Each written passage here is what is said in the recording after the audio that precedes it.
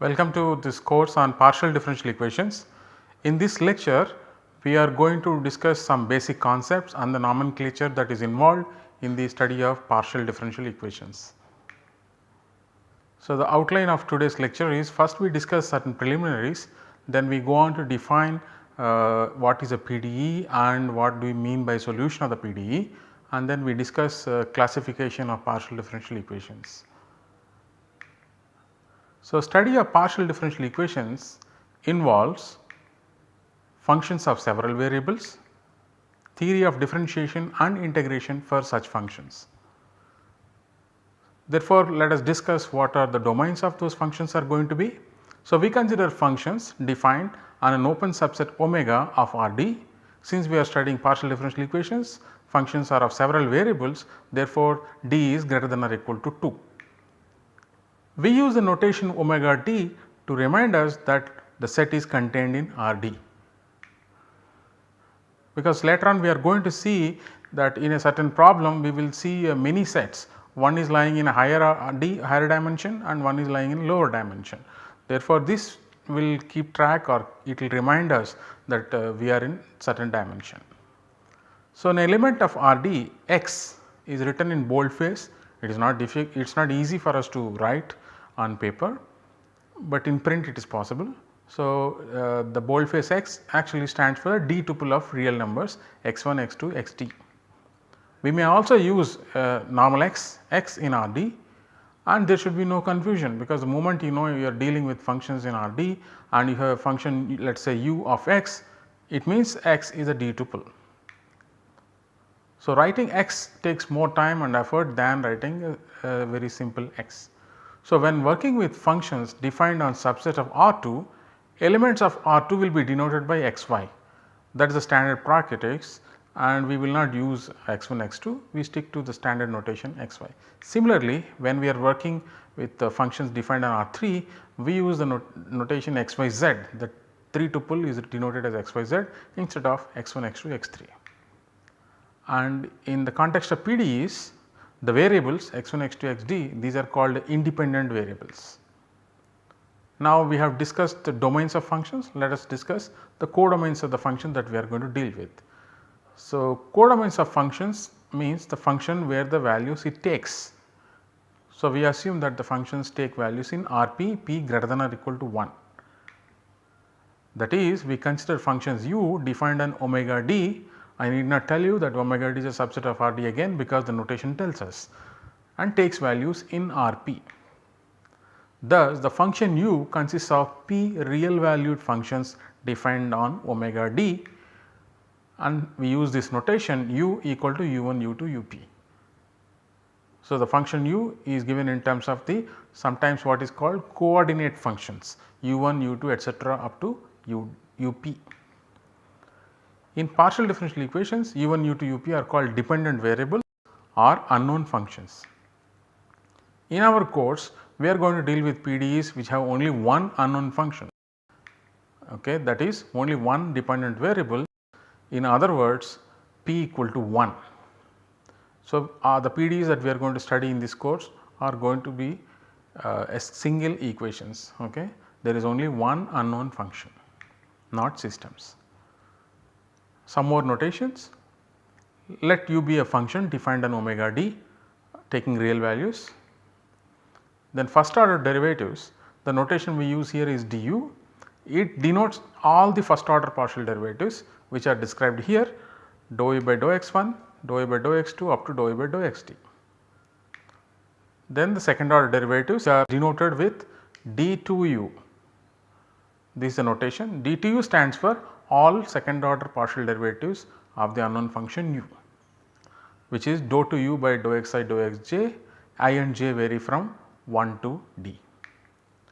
Now, in general dku for k greater than or equal to 1 denotes all kth order partial derivatives of u.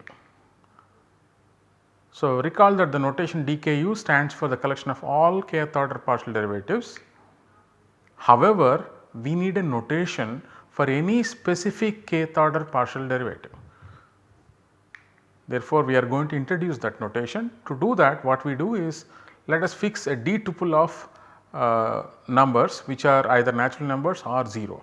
That is, alpha is a vector which is equal to alpha 1 up to alpha d. Okay. It is a d tuple.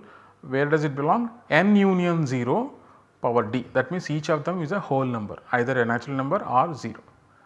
For such an alpha of d tuple of numbers, whole numbers, we denote mod alpha equal to sum of the alpha i's. So, mod alpha equal to alpha 1 plus alpha 2 plus alpha 3 up to alpha d.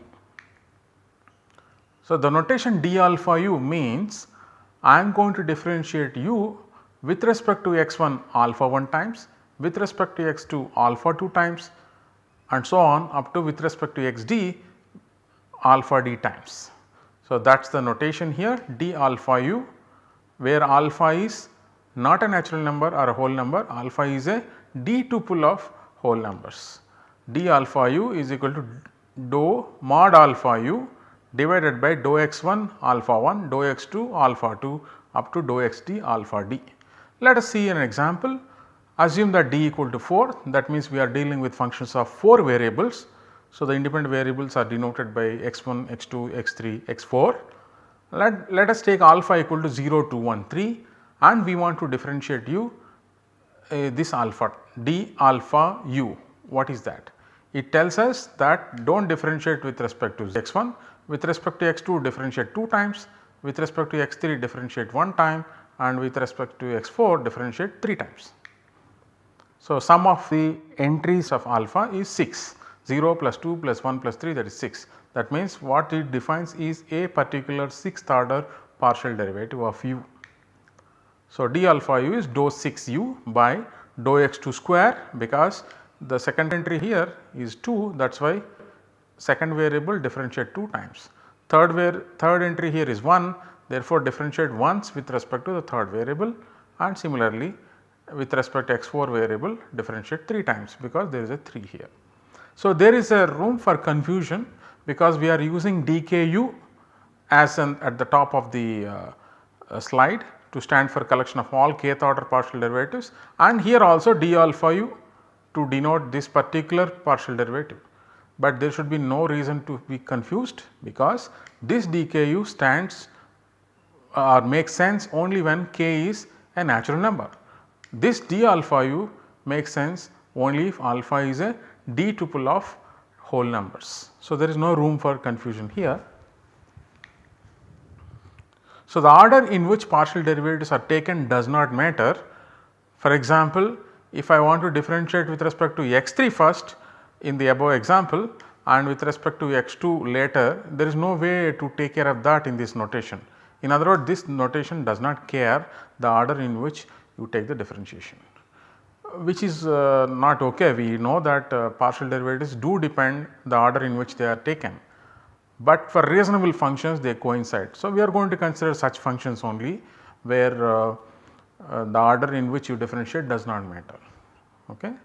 For example, if you are considering a C2 function, then it does not matter in which order you differentiate. That is a theorem in multivariable calculus. Maybe that is the reason why this notation does not respect the order in which you will differentiate. Now, let us go to the definition of a partial differential equation and what do we mean by its solution. One normally says PDE is an equation involving partial derivatives. This can be accepted as a definition provided we understand this statement. Not only that, everybody understands this statement in the same way. Question: what do we understand by the above sentence, right? We are saying involving partial derivatives. So, question is how many derivatives? Finitely many or infinitely many is also allowed? There is one question there. Second question is, what does the equation involving stand for? What does that mean? No idea. However, we seem to be knowing examples of PDEs, therefore, we do not question this kind of a definition if found, we do not question, because we know what are PDEs, we know. Okay. So, how do we know? We have examples and this English statement seems to be okay, but the problem is this English statement might allow more types of equations which you do not think is a PDE. We will see one of them as an example. Okay. Therefore, these are the examples that we seem to be knowing. Dou u by dou x plus dou u by dou y equal to u dou u by dou x plus dou u by dou y equal to 0, and another equation dou 2u by dou x square plus dou 2 by dou y square equal to sin x plus cos y, and so on. Many such examples we know. And the above sentence, PDE is an equation involving partial derivatives, seems to be acceptable. Okay. Therefore, there seems to be an answer to the first question, that means how many derivatives should be there in an equation, because whenever we are writing an example of a PDE, we are not thinking of writing an equation which involves infinitely many derivatives. Therefore, we know that a PDE should have only finitely many derivatives appearing in the equation. What about second question's answer? Still no idea. So, we need to capture what we are writing here in terms of some definition, which is very rigid. Okay. So, in mathematics, as we know, definitions are set in stone, and vaguely worded sentences are not allowed as definitions, such as this: PDE is an equation involving partial derivatives. So, we reformulate the above sentence, or rather we give a mathematical meaning of this sentence or a possible mathematical meaning of the above sentence, and once we write down as a definition, we stick to that. That is a definition. Okay. So, we understood that PDE will have only finitely many derivatives in it. Therefore, find out the order of the derivatives which appear in the equation, look at the equation, ask which is the derivative appears, and let M be the largest having the above property. Being the largest, it will be unique, and this largest derivative which appears, largest order derivative which appears in this, that particular order is unique, and that is called the order of the partial differential equation. So, now we need to define. A PDE may be defined as an equation satisfied by all partial derivatives up to order m, including the function as well. Okay. So, a relation of this type, capital F of x u du d2u dmu equal to 0. Recall what is du? Collection of all first order derivatives. D2u collection of all second order derivatives, and so on. This is collection of all mth order derivatives. So, for some m and some function f, we should be able to cast our equation in this form. Now, where x is in omega d. Questions: what is m? What is the domain of f? So, m is the order of the PDE. Okay. So, this is how we plan to define. We can, if you have a PDE which involves only first order, you can also think I can write this equation with m equal to 2, but such a thing should not be allowed. Our definition will not allow, because this m, we would require that m should be the order of the PDE as identified on the last slide.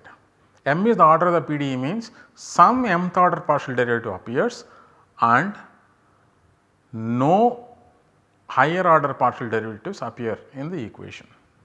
That is why that m is unique. And now, once you know this, it must be easy to write down the domain of f. Once you see the equation, it is easy to write. Let us look at some examples. Examples, it is always easy. Okay. So, for this PDE, dou u by dou x plus dou u by dou y equal to u, m is 1, that means first order PDE. So, first order PDE means it has to be expressed as x, y, u, du equal to 0. Du means all first order partial derivatives, which are dou u by dou x and dou u by dou y. So, it should be written in this form. What is f? F should be some function of how many variables? 1, 2, 3, 4, 5. F should be a function of 5 variables. So, this is always a good practice to write any such function like this. F is f of x, y, z, p, q. Okay. X, y is the independent variables. It means we are working with a PDE in 2 independent variables here. Z is the location where you are going to substitute u. P and q are the places where you are going to substitute for dou u by dou x and dou u by dou y respectively. Okay. It is important to stick to this kind of notation, understand this notation. So, what is f of x y z p q in this example? It is p plus q minus z. Therefore, if you take f equal to this and consider this LHS, that will become dou e by dou x plus dou e by dou y minus u, and hence you get the PDE. Now, largest domain on which this f is meaningful is R5, because it is defined for every 5 tuple x y z p q, this function is defined. However, we may also consider the domain to be any open subset of R5, that is also ok. Observe something nice about this f. It is a linear polynomial in this variable p, q and z. Of course, it does not x y does not appear, therefore, it is still you can say it is a linear polynomial in all the variables. Okay. Let us look at second example. It is dou e by dou x plus dou 2 u by dou y square minus dou 2 u by dou x dou y equal to cos of y by x. What is the m here? It is 2, because the second order derivative appears and higher order derivatives other than 2 are not appearing, only 2, okay. 3, 4, 5 etc. nothing appears. So, m equal to 2. Once you have decided m equal to 2, what should be the f? F should look like this: x, y, u. This is corresponding to du, that is dou e by dou x and dou e by dou y, and rest corresponds to all second order partial derivatives of u. Therefore, f must be written like this. I told you x, y, z is the place we are going to put u, p, q for the first order derivatives, or s t for the second order derivatives. I have included s and s tilde just a placeholder for dou 2 u by dou x dou y and dou 2 u by dou y dou x. As I mentioned earlier, we are not going to really distinguish between these two. So, after some time we will not write s tilde, we will simply write f of x y z p q or s t. S tilde will be forgotten, we will not write that, because we will maybe we will consider functions for which both are same. For reasonable class of functions, this mixed partial derivatives coincide. And what is the formula for f? One can easily write down, it is this. Now, we will ask what is the domain of f? Then there is a problem here, because x equal to 0 should not be allowed, everything else is allowed. And what is the domain of f? It is how many tuples, tuple of what size? 2 here, 3 plus 2 first order derivatives and 4 second order derivatives. So, 2 plus 1, that is 3 plus 2 5 plus 4 9. So, domain of f will be in R9, but it should not contain x equal to 0. Okay, here I have written we did not, what I am saying is we will not distinguish. I told you what that means already. Okay, what is the domain of f? So, domain of f let us call omega 9, because it is sitting in R9 as we have written, because we have included f is a function of x, y, z, p, q or s tilde t. So, 9 variables are there. X equal to 0 is not allowed. So, that is what we say. Note that the given PDE is meaningful for those x, y's in R2 for which x is not 0. So, if we denote the projection of omega 9 to the first two coordinates by omega 2, then omega 2 is an open subset of R2 which does not intersect the y axis. Thus, we may write the domain omega 9 to be like this: f is from omega 2 cross R cross R2 cross R4. This omega 2 stands for the independent variables x, y vary here. This R stands for the unknown function u, which we do not place any restriction on what values it must take. So, therefore, it can take any real number. R2 stands for the derivatives, the p, q variables, where dou e by dou x and dou e by dou y are going to come. R4 is all 4 second order partial derivatives. So, we can further write omega 9 in this form.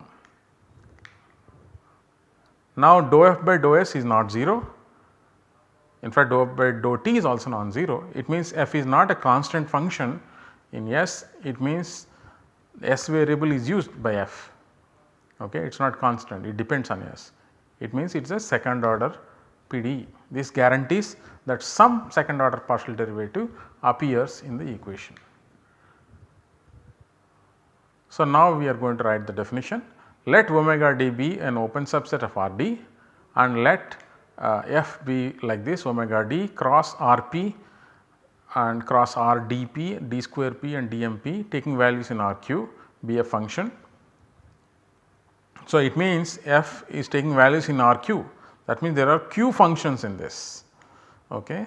This omega d is where x is going to sit, that means I am considering x in Rd. So, d independent variables, and this is Rp, that means the unknown function has p components u1, u2, up. It is a vector valued unknown function, and this corresponds to its derivatives because u is a mapping from omega d to Rp. Therefore, the derivative will be of size dp. dp many first order derivatives will be there. This will be corresponding to second order derivatives, and this corresponds to mth order partial derivatives of the unknown function. So, a system of partial differential equations. Why system? Because we are considering q greater than or equal to 1. So, there can be more than one equation, that is why in general we call it is a system of partial differential equation. Order m, because we have d power m here, is defined by this equation. Okay. So, dmu all mth order partial derivatives which are so many. Okay. I am not discounting the symmetries like earlier I have done, I am writing full. Okay. So, where at least one of the mth order partial derivatives of u appears in the system of equations, only then we are going to say it is a mth order PDE. So, as I said, if q is bigger than 1, it is actually system of PDEs.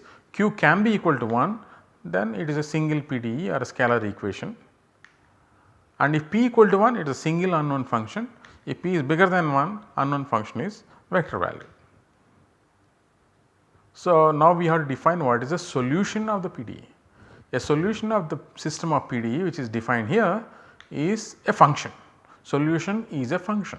When we say function with some domain. So, it is a function phi with domain u. Of course, here we have written system for vector variable, dependent variable is vector valued, therefore, this phi is also vector valued Rp with what property? U is a subset of omega d. What is omega d? Omega d is that set where this equation is meaningful for x belongs to omega d. The domain of f was omega d cross some things, right.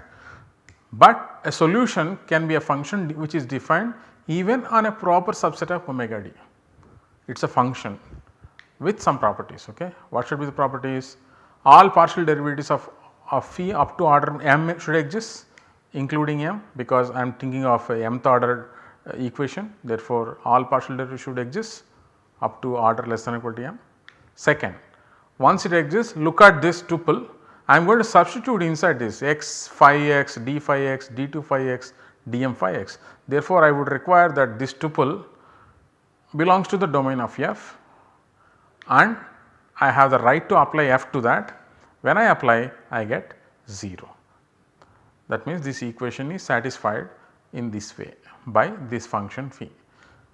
Note phi, we are demanding that it should be defined on a subset of omega d, and we are not demanding that it should be defined on omega d. That is very important to be noted. So, we do not insist that a solution must be defined for every x in omega d. U may be proper subset of omega d, this should be omega d.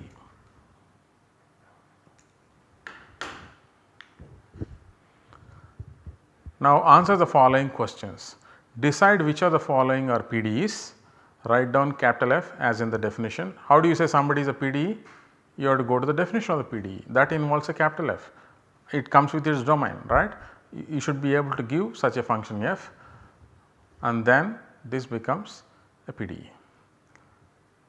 So, Laplace in u, the first one is dou 2 u by dou x square plus dou 2 u by dou y square equal to 0. Next is e power Laplace in u equal to 1, Laplace in u is defined above, and this is ux plus uy equal to sine of Laplace in u. This is ux plus uy equal to u composed with u. So, this circle stands for the composition of functions. Now, at this point you must stop the video, write down, you think about the answers, write down the answers if you have, and then proceed, because answer is going to come on the next slide. Okay. What are the answers?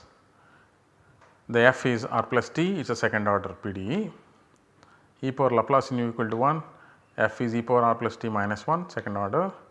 Ux plus uy sin of Laplace in u, f equal to p plus q minus sin of r plus t, second order, and this one is not a PDE. Okay. Think in your leisure time. If you do not get this answer, do not worry, keep thinking about this. Question motivated by the following example of Arnold in ODEs, dy by dx equal to y circle y, he says it is not a ODE. So, okay. So, the vague definition would allow this as a PDE, because it just says it should involve the unknown function and its derivatives, which this equation does involve, ux plus uy equal to u circle u. So, there is no point in admitting such equations if you cannot have a general theory for some special class of such equations. So, maybe that is the reason why Arnold called this as not as a ODE. So, if you understand the answer to this, the answer of this will be immediate. Now, we move on to classification of PDEs. So, what is classification? Classification of PDEs means creating banks with labels and associate each PDE to exactly one of the banks. Examples of a few methods of classification, we are going to see each one of them based on the number of equations, based on the order of PDEs, based on algebra. I will mention this details when we come there. So, question is it important to classify? Recall that a complete theory is available for solving systems of linear equations Ax equal to b, and the same is not the case with transcendental equations, which are also known as nonlinear equations. You have to hold each and every equation and analyze for solutions. Now, coming to linear ODEs, there is an oscillatory behavior of solutions that is different for first order ODE and second order ODE.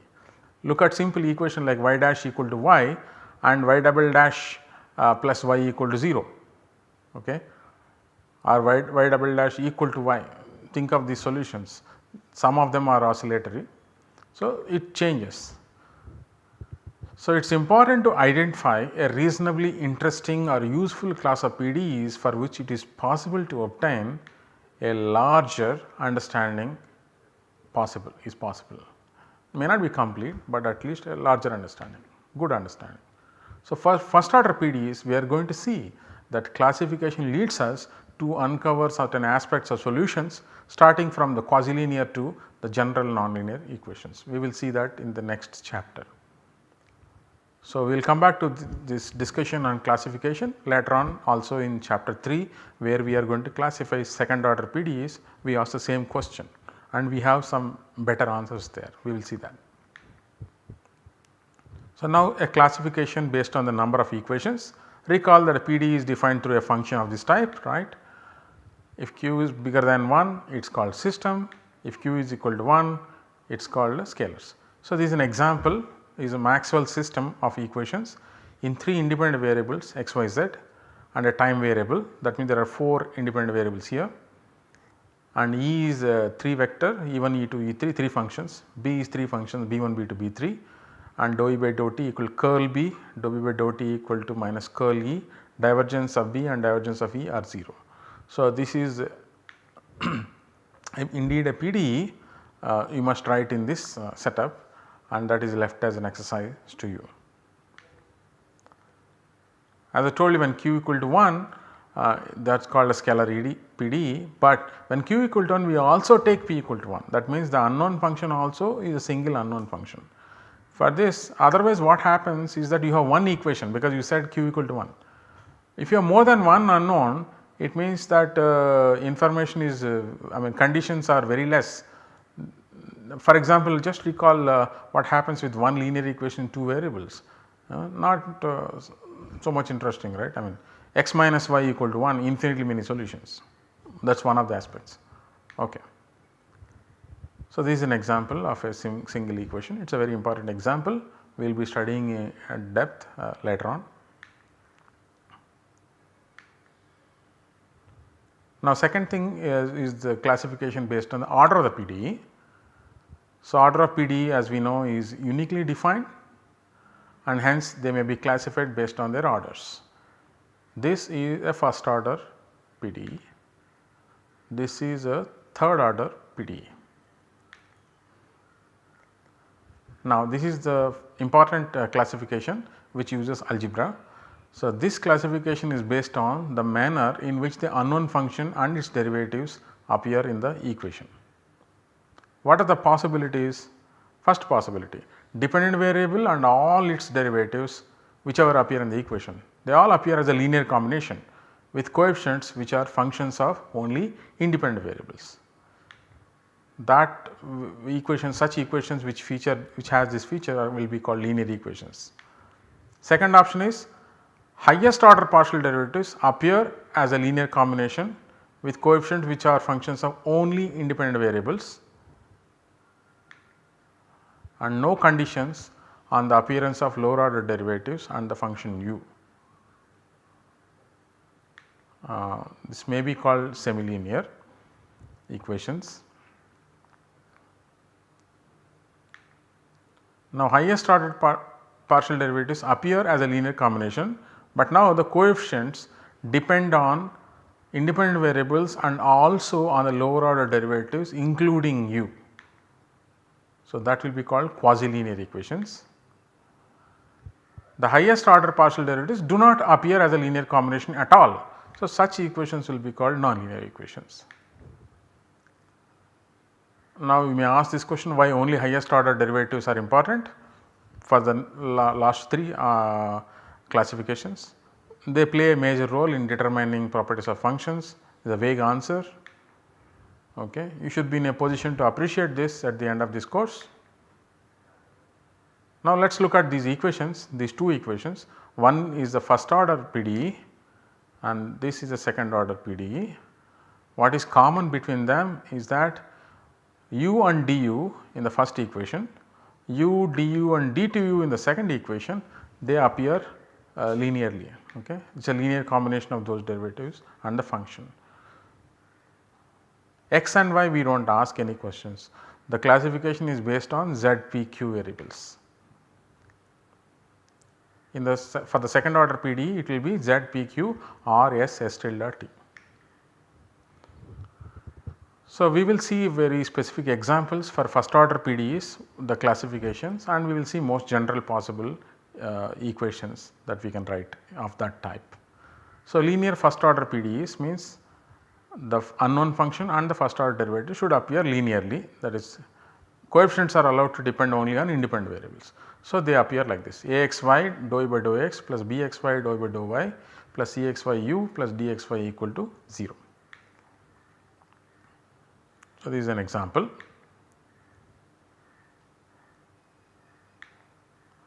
Semilinear, here what we ask is dou by dou x, dou by dou y should appear linearly.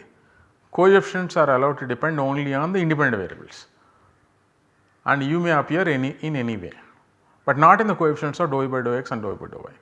So, therefore, the most general possible semilinear equation of first order is like this. This is an example. Now comes the quasi-linear first order PDEs. Here the first order derivatives dou by dou x and dou by dou y should appear linearly, fine. Coefficients are now allowed to depend on the independent variables as well as the lower order derivatives. If this is the first order derivative, what is the lower order derivative? That is function itself, they are allowed. So, therefore, this is the general possible quasi-linear first order PDE. This is an example. Now, a PDE which is not quasi-linear is called a fully nonlinear PDE. So, it is basically the complement of quasi-linear equations. This is an example, very important example, it is called Eikenel equation. Now, this is the picture or Venn diagram. First is linear, okay. This is the formula how the general linear PDE looks like. Linear is also semi-linear, that is a bigger class. Bigger class is quasi-linear. Out of quasi-linear will be full PDEs, this color in this color red color, but not in green, will be fully nonlinear. Otherwise, these are all general first order PDE will look like this. That was the definition.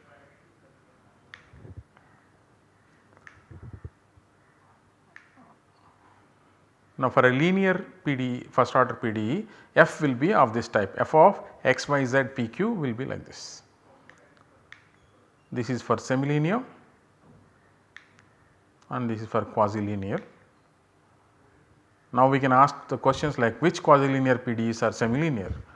When this A does not depend on z, B does not depend on z, a quasi-linear equation becomes semilinear equation. Similarly, this is another question, please answer yourself. Now, we can classify the mth order PDEs. We have explicitly seen first order PDEs classification, but same thing can be done for mth order PDEs. What is the guiding principle? The 1, 2, 3, 4 that we have written down. How unknown function and its derivatives appear. If all of them appear as a linear combination, it is called linear PDE. If that is not the case, we straight away go for highest order derivative and ask how they appear. Then we had 2, 3, 4. So, we will write down here once again linear, see here mod alpha less than or equal to m. So, when alpha equal to 0, 0, 0, that is m equal to 0, the tuple alpha is 0, 0, 0, that means no derivatives, which means it is a function. So, here it says function as well as the derivatives up to order m appear as a linear combination, coefficients depend only on the independent variables. Semilinear, once again highest order partial derivative, that is mth order, appear linear combination, coefficients are functions of independent variables, rest however it appears no restriction. Quasi-linear, once again it is on the highest order derivatives, coefficients are allowed to depend on, apart from independent variable x, u, du up to dm minus 1, that is m minus 1th order derivatives. Then this is called quasi-linear. Outside that it can appear in any way they want, but as coefficients are the highest order partial derivatives, they can only be like this. Now, PDE which is not quasi-linear is called fully nonlinear PDE. So, Laplace in u, it is second order and linear, e power Laplace in u equal to 1, it is second order fully nonlinear, and this equation third order semi-linear. Of course, you may also say quasi-linear, but when I say semi-linear it has more information because semi-linear is much smaller set. This equation second order fully nonlinear. So, this is an exercise for you. Through examples show that the following inclusions are very strict inclusions. That means find a semi-linear PDE which is not linear, find a quasi-linear which is not semi-linear, and show that there are PDEs which are not quasi-linear. That means give an example which is not quasi-linear PDE. These are the questions for you, and thank you.